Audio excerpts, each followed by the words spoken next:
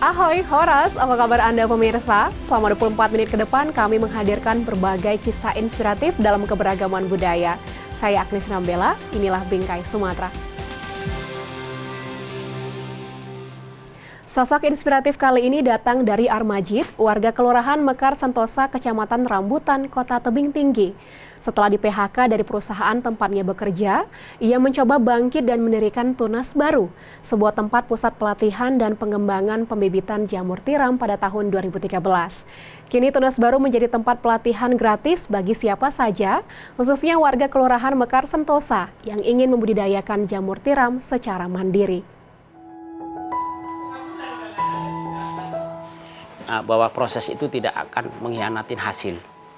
Itu jelas, itu terpancar dalam pemikiran saya karena background saya adalah bukan seorang wirausaha tapi seorang karyawan.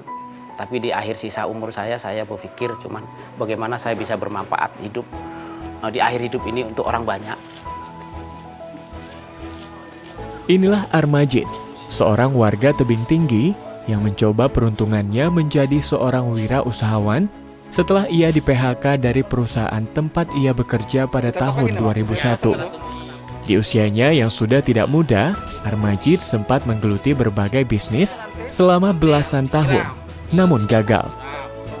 Barulah pada tahun 2013, Armajid mantap memilih budidaya jamur tiram dengan nama Tunas Baru. Halo, nama saya Armajid.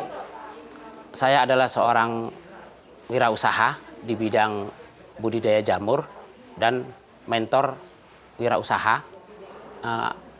Asal saya dari Kota Tebing Tinggi. Kenapa budidaya jamur? Saya punya pemikiran Kota Tebing Tinggi ini adalah bahan bakunya merimpah dibandingkan dengan daerah-daerah lain. Seperti serbuk kayunya, itu kalau zaman pertama saya dulu budidaya, itu banyak terbuang. Dulu gratis diambil, sekarang kita harus bayar.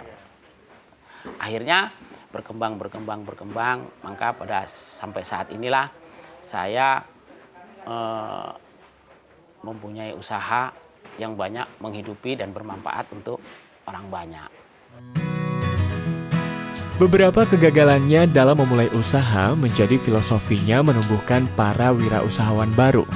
Meski berbisnis, ia tak segan berbagi ilmu kepada siapa saja. Bahkan, ia menjadikan Tunas Baru sebagai pusat pelatihan budidaya jamur tiram gratis. Tak terkecuali bagi warga Kelurahan Mekar Sentosa, Kecamatan Rambutan, Tebing Tinggi, tempat di mana Tunas Baru berada. Armajid memberdayakan 16 orang ibu rumah tangga yang berasal dari kelurahan setempat. Salah satunya adalah Aminah Risa, warga Mekar Sentosa yang telah bekerja sejak awal Tunas Baru berdiri. Ia mengaku sangat senang diberi kepercayaan untuk membantu mengembangkan bisnis jamur tiram ini. Alhamdulillah bisa nambah-nambah ekonomi keluarga, bisa untuk keperluan anak sekolah. Ya, apalah berdampak sekali pada kami. Alhamdulillah terbantu sekali. Satu, baik. Dua, orangnya sabar, bijaksana. Harapan kami mudah-mudahan semakin maju. Kami pun kalau Pak maju otomatis kami kan ikut bertambah kan, gaji pun bertambah. Ya.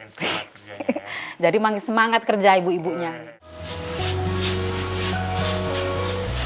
7 tahun berjalan, Armajid bekerja sama dengan Kelurahan Mekar Sentosa telah membina lebih dari 20 kepala keluarga dalam membudidayakan jamur tiram. Selain itu, Armajid juga memiliki 60 plasma atau mitra kerja binaan yang tersebar di berbagai daerah di Sumatera Utara. Karena dedikasinya dalam menanggulangi kemiskinan melalui usaha peningkatan ekonomi masyarakat dan penyerapan tenaga kerja di bidang pertanian, Armajid mendapatkan piagam penghargaan dari pemerintah Kota Tebing Tinggi. 2 tahun terakhir, ia juga kerap mengisi seminar maupun pelatihan nasional tentang jamur tiram hingga ke berbagai penjuru daerah di Indonesia. Kalau dari saya, cuman satu aja pesannya. Jangan pernah menyerah dalam keadaan apapun. Lakukanlah sesuatu. Ketika kita melakukan sesuatu, pasti tidak pernah gagal. Itu hanya tertunda aja kesuksesannya gitu. Jadi jangan punya jangan punya mindset pemikiran yang selalu membuat kita terpuruk. Dan semua teman itu adalah guru. Jangan pernah memandang profesi orang itu apapun profesinya, tapi itu adalah guru kehidupan kamu gitu. Jadi lakukanlah satu tindakan, satu usaha yang bisa membuat diri kita bermanfaat untuk orang lain. Bagi Armajid, berwirausaha tidak hanya tentang mendapatkan keuntungan yang banyak, namun tentang bagaimana usaha tersebut dapat memberikan manfaat bagi orang lain.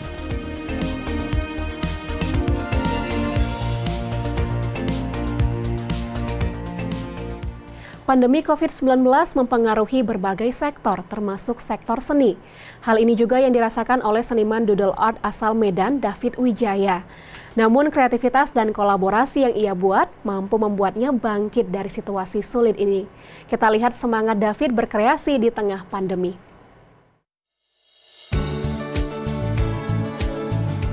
Jadi jangan terjebak di masa stres di kala pandemi, tapi ini kesempatan kita untuk lebih punya banyak waktu untuk kreasi hal yang baru. Inovasi dan kolaborasi adalah dua prinsip yang membuat David Wijaya, seniman asal Medan, mampu bertahan di tengah pandemi. Bisnis doodle art miliknya, Dewi Skellington, mengalami penurunan penjualan hampir 50% selama pandemi COVID-19. Namun pria kelahiran 1 Januari 1991 ini tidak kehilangan arah untuk dapat bangkit dari situasi sulit. David menciptakan produk yang sesuai dengan kebutuhan pasar saat ini. Jika selama ini David fokus membuat kartu ucapan dan souvenir seperti bingkai foto, kali ini ia beralih ke produk-produk kain, salah satunya boneka bantal. Dengan tetap menonjolkan motif doodle, ternyata pasar menyukai karya-karya terbarunya. Kita juga ada kolaborasi dengan beberapa artisan. Jadi dari sana tujuannya enggak untuk naikin omset sih, tapi lebih ke kasih semangat. Jadi mungkin saja ada teman-teman yang lain sejak pandemi jadi kurang semangat, yuk kita semangat barengan di kala pandemi kita juga bisa berkarya gitu. Masalah ada yang beli atau enggak, ya udah itu rezeki masing-masing. Karena kan desain dari artisan ini kan tergantung selera pembeli gitu loh. Kalau banyak yang laku, beli ya udah itu rezekinya artisan itu gitu. Dewi Skellington saat ini sedang mengembangkan produk kain lain, yaitu masker. Menggunakan mesin jahit warisan dari sang ibu, David bersama anggota tim bahkan belajar menjahit agar dapat membuat masker kain 3 lapis yang berkualitas. Sejauh ini, David mempromosikan produk Dewi Skellington melalui media sosial dan marketplace seperti Tokopedia. Harus nyari ide-ide baru sih. Jadi mungkin di masa pandemi sekarang ini bisa dibilang kita waktunya untuk diam sejenak, kita mengatur strategi yang baru. Kedepannya kita pengen buat apa ya. Karena banyak mungkin di sebelum pandemi kita kan sibuk dengan kegiatan kita sehari-hari. Kita pasti punya impian, kita pengen buat ini, buat itu. Tapi karena kesibukan kita jadi pending semua. Tapi sejak pandemi ini kita malah lebih punya waktu untuk eksplorasi lagi. Selama ini yang impian kita yang sudah di pending, ya udah kita realisasikan di masa-masa yang lebih nyantai ini. Berdiri selama hampir 5 tahun, pandemi COVID-19 merupakan tantangan terbesar bagi Dewi Skellington. Sejak awal, David membangun bisnis ini atas dasar hobi dan kecintaannya pada seni menggambar. Itulah mengapa ia selalu menjadikan anggota timnya sebagai mitra dalam menghasilkan karya seni, salah satunya adalah Christine. Tidak menemukan passion di pekerjaan kantor, perempuan 25 tahun ini menemukan kebahagiaan sederhana ketika menggambar. Kalau pandemi ya mungkin ada stres, tapi ada enggak sih ya kan ikut hobi gambar. Yang penting berkarya kasih tahu teman-teman ya kan bahwa ini bisa berkarya. Apalagi kolaborasi dengan DWS ya kan, masker, jadi kayak lebih menyenangkan saja sih gitu aja. Penting kita berkarya aja sih, karya kan nggak pandang waktu yang apa. Yang penting kita berkarya, buktikan kalau kita bisa sama orang tua, sama teman bahwa karya itu, seni itu ya bisa menghasilkan gitu aja sih. Selalu ada solusi dari setiap masalah. Pandemi COVID-19 tidak mengalahkan inovasi dan semangat para seniman untuk terus berkarya.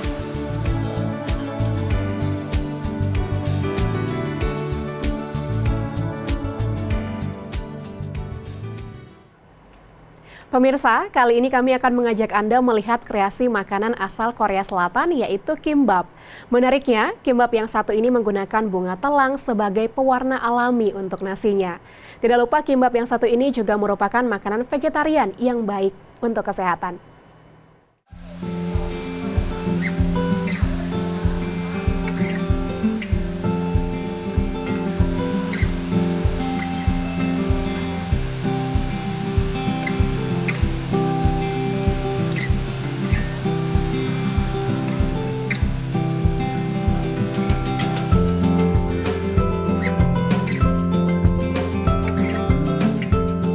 Pemirsa, Anda penikmat drama Korea tentu akrab dengan makanan yang satu ini, kimbap. Makanan dari Korea Selatan yang terdiri dari nasi putih dan dibungkus dengan rumput laut. Ingin tampil beda? Di Medan, kimbap yang satu ini berwarna biru. Biru pada nasi diperoleh dari bunga telang, tanaman yang menurut berbagai penelitian terkini memiliki manfaat untuk kesehatan tubuh. Olivia atau yang akrab disapa Vivi adalah kreator di balik kimbap bunga telang atau blue peas kimbap ini. Sebagai vegetarian, kimbap buatannya juga berbahan dasar sayur dan protein nabati, seperti telur, wortel, timun, dan ham vegetarian. Cara membuatnya juga tidak sulit. Untuk menghasilkan warna biru pada nasi, masak nasi bersama rebusan air bunga telang. Lalu susun bahan isian di atas nasi yang sudah masak. Kemudian gulung nasi dengan rumput laut. Sebenarnya awal idenya terpikir mau pakai bunga telang itu dari kakak di Jakarta, dia ada buat chiffon cake dari bunga telang. Terus pikir-pikir mau buat apa ya pakai bunga telang ini biar lebih unik gitu. Makanya terpikir gimbap ya, coba saya kreasikan warna nasinya jadi warna biru, terus dibuatkan gimbap, gimana rasanya gitu. Pemilik bisnis online Vihi Kitchen ini membuat kimbap bunga telang tidak hanya sebagai varian snack untuk para vegetarian, namun sekaligus untuk menarik minat penggemar dunia hiburan Korea yang sudah akrab dengan tampilan kimbap. Salah satunya adalah Calvina. Menurut saya awalnya sangat aneh ya. Soalnya yang saya tahu itu gimbap itu nasinya warna putih. Jadi setiap saya lihat dari sosmed, Vihi Kitchen, jadi saya lihat, kok ini ada gimbap yang nasinya warna biru dengan cara pembuatan bunga telang. Jadi saya berpikir mungkin rasanya kayak bau bunga atau rasa bunga. Cuma saya penasaran, saya pesan sama Vihi Kitchen. Ternyata yang setelah saya makan, rasa itu sangat aneh ya. Anehnya bukan aneh nggak enak, cuma anehnya rasanya luar biasa. Ibu dari dua putri ini memanfaatkan media sosial Instagram untuk mempromosikan blue peas kimbap. Selain itu, Vivi juga mengurangi penggunaan gluten pada produk makanannya. Menurut Vivi, makanan yang terbuat langsung dari sayur mayur dan buah memberikan manfaat kesehatan yang lebih baik ketimbang makanan dari tepung gluten. Kalau untuk makanan ini sebenarnya kita bukan hanya buat agar orang bisa menikmati makanan ini, tapi sebenarnya makanan ini juga harus menyehatkan juga. Nah, sejauh ini kan kalau kita makan di luar kan kebanyakan yang ada yang taruh micin gitu ya. Kalau makan vegetarian itu bukan hanya makan vegetarian aja, tapi seperti yang tadi saya katakan tadi, harus sehat. Kenapa harus sehat? Seperti saya memilih bahan vegetarian itu yang terbuat dari kaki jamur atau terbuat dari soya. Kalau dari gluten gitu kan untuk pencernaan kan kurang bagus. Makanan yang nikmat juga harus sehat. Kreasi kimbap bunga telang merupakan perpaduan dari hidangan kuliner yang sedang tren dan bahan makanan penuh gizi. Anda juga bisa mencobanya sendiri di rumah loh pemirsa. Selamat mencoba!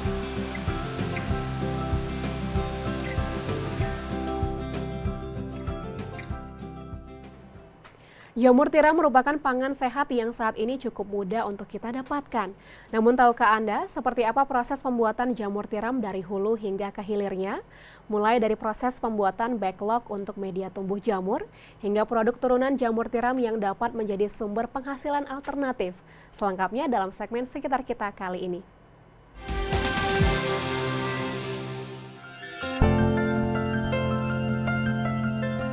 Budidaya jamur itu ketika kita di dalam ruangan itu nyaman, sirkulasi udara cukup, sinar cukup, begitu juga jamur. Mudah, murah, gampang.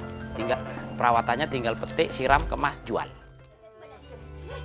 Mungkin Anda pernah mengunjungi tempat budidaya jamur tiram. Atau bisa jadi Anda adalah seorang pembudidaya jamur tiram itu sendiri. Tapi tahukah Anda terbuat dari apa backlog atau media tempat tumbuhnya jamur-jamur segar ini? Lalu seperti apa proses pembuatannya? Nah, kali ini kami akan mengajak Anda menyambangi tempat pembuatan backlog jamur tiram milik Armajid. Tempat ini sekaligus menjadi pusat pelatihan dan budidaya jamur tiram di Kota Tebing Tinggi yang sudah berdiri sejak tahun 2013. Tunas Baru namanya. Lantas seperti apa proses pembuatan backlog atau tempat tumbuhnya jamur tiram ini? Pak Armajid akan langsung mempraktekannya untuk Anda. Itu biasa kita membuat cairan PDA. PDA itu adalah cairan untuk membuat spora jamur. PDA itu petato dextrose monohidros agar. Itu saripati gula, saripati kentang, dan agar-agar. Itu proses pembuatannya harus kita rebus, harus kita kukus, harus kita sterilkan, nanti baru sporanya kita masukkan ke dalam jamur itu. Baru kita membuat media tumbuh jamur. Membuat media tumbuh jamur itu bahannya seperti serbuk gergajian kayu, dedak padi, tepung jagung, CaCO3, kalsium karbonat atau tepung kerang. Itu nanti kita proses, kita ayak, kita jadikan, kita bungkus di dalam backlog, kita ikat, lalu kita sterilisasi selama 8 jam. Setelah itu kita bongkar, baru kita inokulasi, kita tanam bibitnya, baru kita masukkan ruang inkubasi, 41 hari dia akan tumbuh jamur. Untuk satu backlog jamur dengan berat 1,6 hingga 1,7 kg, Tunas Baru membandrolnya dengan harga Rp5.000, di mana setiap backlog bisa menghasilkan paling rendah setengah kilogram jamur tiram dalam kurun waktu 2,5 bulan. Setengah kilogram jamur tiram dijual dengan harga Rp10.000. Jika dikalikan 500 backlog saja, maka keuntungan yang bisa Anda raup adalah Rp2.500.000 dalam waktu 2,5 bulan. Setiap tumbuhan yang dikasih sama Allah itu mempunyai klorofil, hijau daun. Setiap tumbuhan yang punya hijau daun, dia membutuhkan sinar matahari. Jamur itu nggak punya klorofil. Saya cuma berpikir gitu aja dulu. Maka saya coba, saya tanam aja, saya taruh di kamar mandi, saya taruh di sini. Tumbuhnya. Terus saya berpikir, akhirnya Tuhan kan kasih pemikiran. Kok begitu pertama kok sulit kali. Setelah saya lakukan, saya taruh di sini tumbuh. Saya berpikir, ya kalau di hutan itu kok tumbuh kan gitu. Nah dari situ saya berani untuk melakukan eksperimen. Orang-orang yang Kota Medan mana yang punya ruangan sedikit, saya bilang ini bisa budidaya jamur nih. Oh nanti panas, enggak. Pokoknya nanti kalau enggak tumbuh bibitnya saya kembalikan. Nah dari situ saya melakukan inovasi-inovasi. Akhirnya dari 60 plasma yang saya punya, mereka masing-masing punya ilmu, disampaikan ke kita. Disitulah jadi satu acuan bahwa budidaya jamur ini begini. Yang penting, kalau saya berpikir budidaya jamur itu ketika kita di dalam ruangan itu nyaman, sirkulasi udara cukup, sinar cukup, begitu juga jamur. Yang penting dia tidak kena sinar matahari langsung. Dan dia tidak membutuhkan ruangan yang terlalu luas. Dengan kondisi 4x6 kita bisa budidaya jamur 1000 backlog. 4x6. Mudah, murah, gampang. Perawatannya tinggal petik, siram, kemas, jual. Wah, ternyata untuk membudidayakan jamur tiram sangat mudah ya pemirsa. Dengan ruangan yang kecil dan terlindungi dari sinar matahari langsung, kita sudah bisa memulai untuk membudidayakannya. Lantas, seperti apa Tunas Baru mengembangkan usaha jamur tiramnya hingga begitu dikenal ke berbagai penjuru daerah? Kita sistemnya konsinasi, Pak. Kita punya plasma 60 titik di Kota Medan dan di sekitarnya. Ini dia udah ambil backlognya. Kita taruh dulu barang kita. Bibit ini kita taruh dulu, nanti setelah panen baru kita bagi pengembalian modal untuk beli bibit. Untungnya untuk Bapak.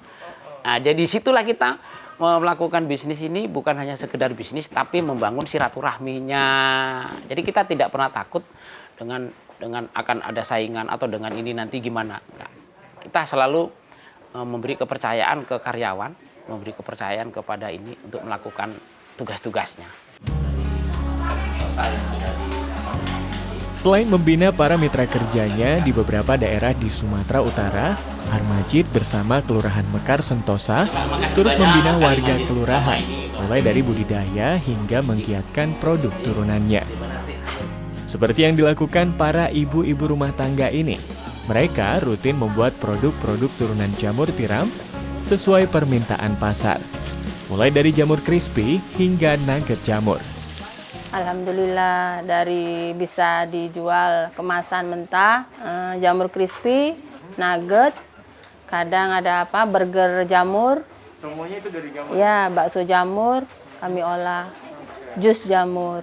Kadang melalui online, kadang ke kelurahan, pesanan dari rumah-rumah. Saya mengucapkan terima kasih untuk Kelurahan Mentos telah membantu ibu-ibu kelurahan di sini menambah penghasilan keluarga, ibaratnya ekonomi keluarga. Alhamdulillah sangat bermanfaat. Untuk Tunas Baru? Untuk Tunas Baru semoga lebih jaya. Bagaimana? Di tengah kondisi yang sulit seperti sekarang ini, budidaya jamur tiram dapat menjadi sumber penghasilan baru bagi keluarga. Mudah, murah, gampang, dan tentunya bisa tetap produktif meski di rumah aja.